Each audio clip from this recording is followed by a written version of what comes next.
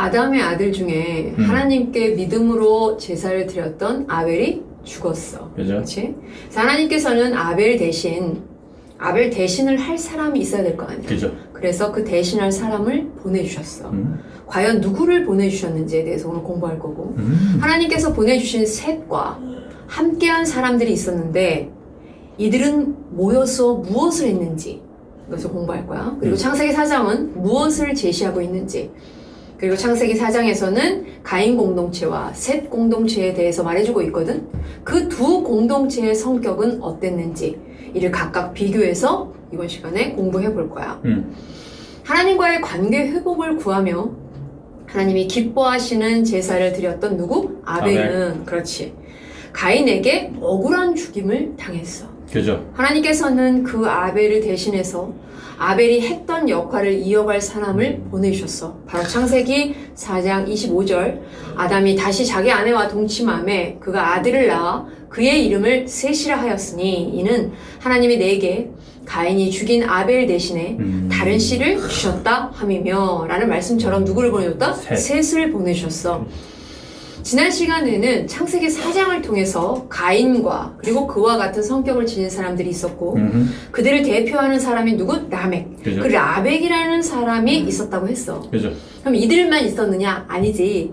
창세기 4장은 또한 하나님의 말씀을 배우고 믿고 지켜 행했던 아벨과 같은 성격을 지닌 사람들도 있었다고 말했어. 그죠? 이제부터는 아벨 대신 이들을 이끌 사람을 보내주셨어. 왜? 아벨을 죽였으니까. 그죠? 그 사람이 바로 셋이라는 말이야. 여기서 하나, 둘, 셋 하는 셋이 아니야. 이건 이름이야.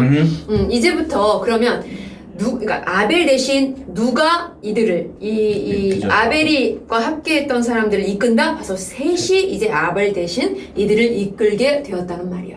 이처럼 가인 공동체만 있었던 게 아니라 셋과 그 성격을 같이 한 사람들의 공동체가 있었음을 인식하고 있어야 돼. 알겠지? 좀 전에 말했듯이 아벨의 성격을 이어받는 사람들의 공동체가 있다고 말했어.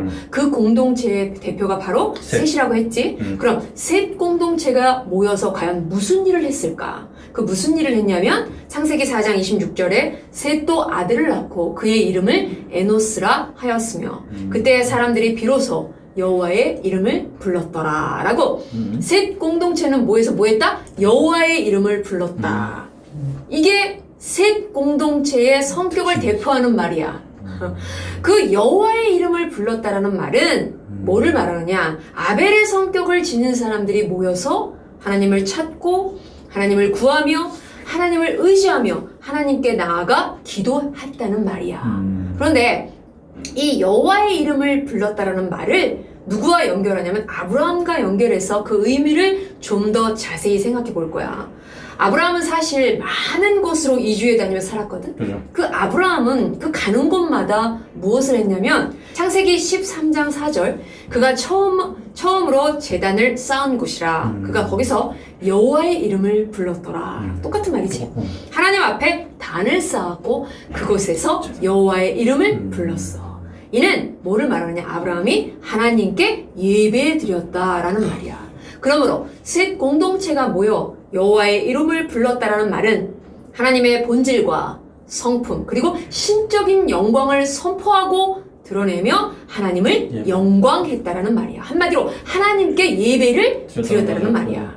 이것이 셋 공동체의 성격으로 결국 이들은 여호와의 이름을 부르는 뭐였다? 예배 공동체였다라는 얘기야.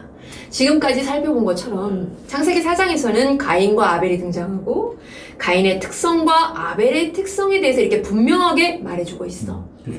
두 사람에 대한 것만 말한 것이 아니라 가인의 후예들도 있었고 그들을 통해 가인의 특성이 이어져 가고 있음과 아벨의 후예들도 있었고 이들을 통해 아벨의 특성이 이어져 가고 있다는 사실을 창세기 4장은 말해주고 있다는 거야. 나아가 이들이 가인과 같은 성격을 지닌 공동체로 존재했음과 아벨과 같은 성격을 지닌 공동체로 존재했음에 대해서도 말해주고 있다는 거야. 결국 창세기 4장은 하나님을 떠난 가인의 계열과 하나님을 예배하는 셋 계열, 아벨 계열이지? 이렇게 두 계열을 소개하고 있다는 거야. 나아가 두 계열이 각각 어떤 명확한 특성을 가지고 있는지에 대해서도 말해주고 있어. 그렇죠.